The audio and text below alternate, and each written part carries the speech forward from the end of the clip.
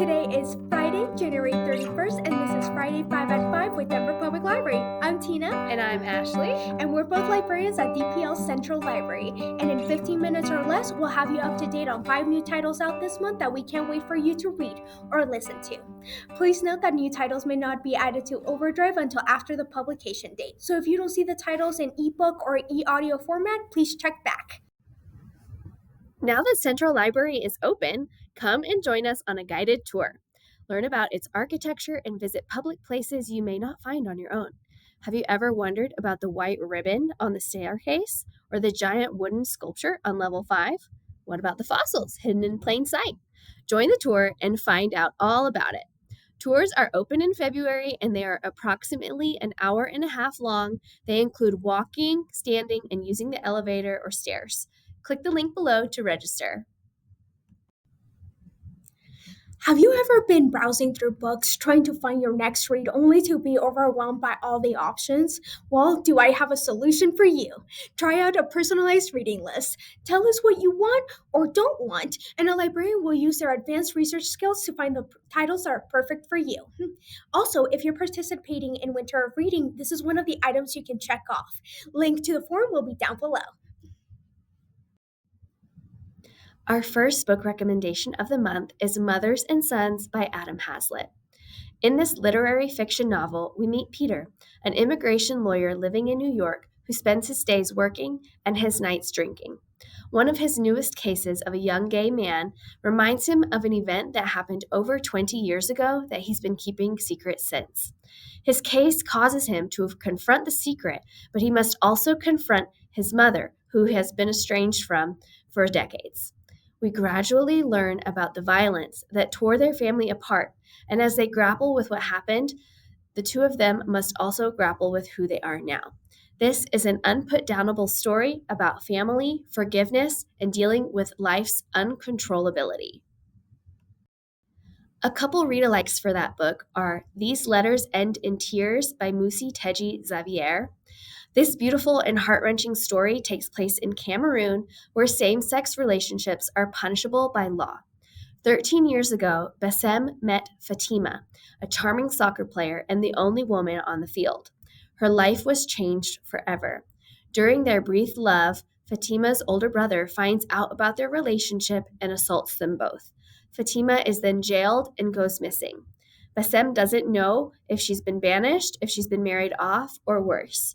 Years later, Bassem is a university professor, quietly dating women, but she has never forgotten Fatima. After seeing a mutual friend, Bassem finally embarks on the search for her lost first love. Written like a letter, readers will deeply feel the intimacy, grief, and heartbreak of this debut novel. We also have Anyone's Ghost by August Thompson. This is another debut novel. Anyone's Ghost follows the friendship and love between two young men one summer. 15-year-old Theron David spends his summers with his dad in New Hampshire after his parents' divorce. He's feeling unmoored when he meets Jake, and they become fast friends. They spend their days driving and drinking, and Theron's feelings slowly start to change from platonic to something deeper, even though Jake has a fiancée back in Texas. Soon, summer comes to an end and they part ways. A decade later, both of them meet again, and they're struggling with similar issues. This book is written beautifully. It's a coming-of-age story that just might make you cry. This next book is a reflective read for lovers of Matt Haig's The Midnight Library. In the streets of Tokyo, there lies a well-kept secret. To most, it looks like a cozy ramen restaurant. Only those who are unhappy with their choices can see it for what it is, a pawn shop of regrets, where you can sell your regrets and leave feeling more at peace. We start out with Hannah, the new owner, as she wakes to find the family business she feared inherited ransacked, her father missing, along with the shop's most valued item, a stolen choice. As she searches for her father, she is joined by a charming stranger who, unlike most of the pawn shop's customers, offers help rather than seeking it. Together, they journey through a mystical world by way of rain puddles, rides on paper cranes, and a night market in the clouds. But as they get closer to the truth, Hannah must reveal a secret of her own and risk making a choice that she will never be able to sell back. If you like what you hear, also consider checking out The Civilization by K.M. Mackenzie. This is a fascinating fantasy odyssey based in African mythology. Katza just wants to be normal. She has grown tired of traveling around with her nomadic grandfather, searching for their supposed mystical land they hail from, and tales of how she is God's gift to the world, destined to bring light back to a dark land. When her grandfather goes missing, she must investigate his whereabouts and, in the process, discovering the many things he left out of his stories.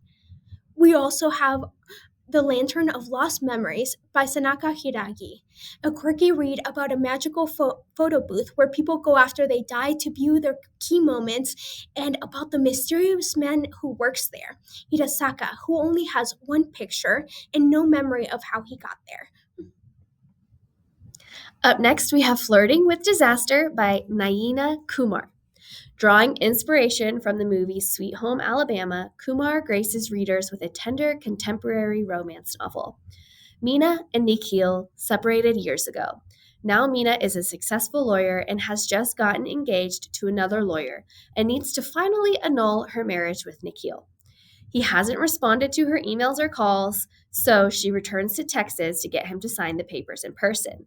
But when she lands, so does a hurricane, and she gets stuck hunkering down with her estranged husband. Now they have to spend time together, the most they've spent in over 6 years. As they are together for several days, they finally start communicating and their chemistry reignites, and soon Mina has some decisions to make. This novel is a swoony love story full of really authentic characters. A couple read-alikes for that book are The Rule Book by Sarah Adams. Nora Mac Mackenzie is at her new job as a sports agent, and her first client is, of course, Derek Pender, her college ex-boyfriend, who is now a famous tight end in the NFL. Mac broke Derek's heart without explanation, and now he's out for a bit of lighthearted revenge. Nora can be his agent, but he's going to make her job miserable. Then, one night, during a work trip in Vegas, they get drunk and they also get married. Soon, they're embroiled in a fake marriage and just might actually be falling in love. We also have The Friend Zone Experiment by Zen Cho. Renee looks like she has the perfect life. She's a successful businesswoman, she's glamorous, she's dating a Taiwanese pop star, but on the inside, she's lonely, estranged from her family, and actually has been dumped by her boyfriend. Her father calls her out of the blue to let her know that he's retiring and is considering her as the next CEO of the family business. Though she's shocked, his approval of her would mean everything, as she's always been the black sheep of the family. Soon, she's flying back to Singapore, trying to work with her brothers, and running into her first love, who broke her heart, Yap Ket Siong. This is a funny romance about family obligations, corporate intrigue, and of course, love. From journalist Elizabeth Harris, we have A Comedy of Manners about relationships and the extent to which they can be stretched. We are introduced to Ethan and Gabe, a loving couple who have drifted into opposite sides of the political spectrum over the years. And now Ethan has something terrible to tell his husband. He wants to run for Congress as a Republican. Gabe, as a 10th grade teacher and a staunch Democrat, knows this will challenge their relationship, but wishes to be supportive, even as his values are put to the test. Ethan's sister and Gabe's best friend, Kate, is at the top of her field as a political journalist, and now must take a step back as her brother runs in this race. In that absence, her ex, who broke her heart, slides into her DMs. Their spark is still there, but so is her marriage. Little do they know how intense things will become. Will the decisions they make take them farther from who they are or closer to happiness? Read to find out. For our read-alikes, we have The Three Lives of Kate K by Kate Fagan. Who is Kate K? To most, she is the best-selling author of a book trilogy turned into a successful movie franchise, but no one has ever seen her in the flesh. She doesn't attend author events or grant any interviews. Even her name isn't real. Years ago, when Kate was a teenager, she and her best friend Amanda had a dream of moving out of their small town and making it big in Hollywood. When an unthinkable accident occurs, Kate's life is turned upside down, prompting her to run away and conceal her identity. From Samria Dave, we have What a Happy Family, a novel about the turmoil hiding beneath the picture perfect Yoshi family. For years, the Yoshi family has been a pinnacle of their Indian American community, embodying the American dream in all its perfection. That illusion is shattered when the middle child, Natasha, turns down a marriage proposal from a close family friend, putting in jeopardy lifelong family friendships and turning every expectation on its head. Lastly, we have This Beautiful, Ridiculous City by Kay Sohini. In this graphic memoir, Kay Sohini shares the story of piecing herself back together. When she left her home in India, she left behind her family, her friends, and her abusive ex. Soon she's discovering herself in the vibrancy of New York City and finding a sense of belonging. Each page is full of gorgeous illustrations that were done by Sohini herself, engaging readers in a powerful narrative, one that explores themes of truth, trauma, memory, and also rebirth. Sohini sprinkles in her love of food and the diversity of New York City in this truly incredible memoir. A couple read-alike graphic memoirs are All Our Ordinary Stories by Teresa Wong. Wong takes readers on a journey, and as we look at her life through her eyes, we watch as she attempts to connect with her parents and how their history shaped them and later on her family. From her parents' escapes from China during the Cultural Revolution to her experiences at Chinese school to today, Wong paints a picture of her coming of age story and what it was like to grapple with history, language, and culture as a child of immigrants. It's a sad and sweet memoir with beautiful imagery to accompany it. We also have Advocate by Eddie Ahn. Ahn is an environmental justice lawyer serving communities in San Francisco, and he writes this graphic memoir about inequality, burnout, and the weight of the American dream. As a child of immigrants, Ahn's parents sacrificed so that he could go further than they did. But after earning his law degree, he defies their expectations and goes into the nonprofit sector.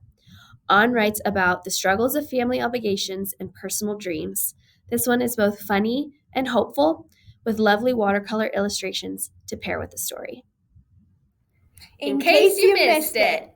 This month, our In Case You Missed It book will be presented by reference librarian Marin, who works at DPL Central Branch. Woo! Hello. The first book today is Buried Deep by Naomi Novik. This collection of short stories shows the sheer versatility of prolific fantasy author Naomi Novik and includes a wide variety for fans of hers or just fans of fantasy. Reading this left me in no doubt that Novik was having a grand time flexing her writing capabilities. I devoured it at a reckless pace. Uh, some of the stories are a fight against genocide on a planet where the local species can program the biodiversity to be like whatever they want. There's a Fourth Wing-esque Pride and Prejudice retelling where Elizabeth Bennet is a captain in the dragon riding military, and Mr. Darcy's a bit of a damsel, and I kind of loved it. A struggling widow and mother works as an illegal potter to keep her family afloat. A young, adventurous noblewoman pretends to be a boy when her pirates attack her ship. The final gem in this book is actually a sneak peek at Novik's new series coming up, and I'm not going to spoil it for you here, so go read it. The next two books that are similar to Naomi Novik's books are The Lake of Souls and Januaries. Januaries is like if you took Naomi Novik's fantasy and you made it more romance-based. And Lake of Souls is if you took Naomi Novik's fantasy and said, I'm more of a sci-fi person. So, what Novik does with fantasy and Lecky does with sci-fi, as I said, for anyone who thought the last book sounded good but needed more space travel, Lake of Souls is for you. With an incredible ability to change tone based on the stories, Lecky delivers stories that are poignant, followed by ones that are haunting. She weaves entire civilizations with just a few pages. The stories include a space anthropologist explores a new planet and comes across a bug-like alien that's on a pilgrimage. A ship full of bird-like creatures that leave Earth before a meteor hits and kills all the dinosaurs. A little girl and her unsettling, very murderous teddy bear bring a survivor of a crash to a civilization on a planet covered in moss. They're all unique and they're all intriguing. On the other side, Januaries by Olivia Blake, which I probably said wrong. I'm sorry, Olivia. Miss Blake. Miss Blake. Imagine little bite-sized chocolatey nuggets filled with fantasy and romance. This is what Januaries is. Miss Blake captured me from the first story with an incredible concept and then just kept it going. This short story collection is sweet, magical, morbid, funny, romantic, sometimes creepy, and thoughtful. All the adjectives, all of them. The book starts with a story about a magic wish-granting bridge that appears over a random river in the world every full moon.